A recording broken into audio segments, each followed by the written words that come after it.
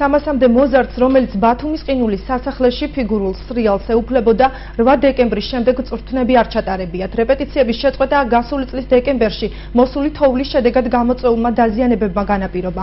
მოსწავლეები და ტრენერები წვრთნების დროულად განახლების აუცილებლობაზე საუბრობენ. ყინულის სასახლეში არსებულ მდგომარეობას დღეს ბათუმის მერიის სპორტის სამსახურთან ერთად გაეცნო.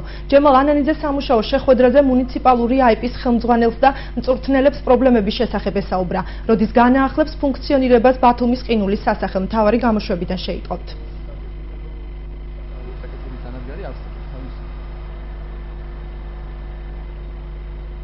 ჩვენი სპორტსმენები მიდიან მარტის თვეში საერთაშორისო შეჯიბრებაზე, გქონდა დაგეგმილი ძალიან ბევრი ღონისძიებები, როგორც აი საახალწლო ზეიმებიც, რომ ვერ ჩავატარეთ ჩვენ წელს, ეს პირველი შემთხვევაა და სარვამარტო ღონისძიებებია ჩასატარებელი, კიდე აჭარის ღია პირველობები, საქართველოს ჩემპიონატი და ეს სწრაფად უნდა აღდგეს ეს სამუშაო პროცესი. ჭირდება ტექნიკური გამართულობა, ძაბვის ვარდნის გამო ახ არის ცნობიარე სისტემები, რომელიც კომპიუტერზე აგებული პროგრამულ უზრუნველყოფაზე, ამიტომაც ძაბვის ნებისმიერი ვარდნაც კი საშიშროებას წარმოადგენს ამ სისტემის გამართულად მუშაობისათვის.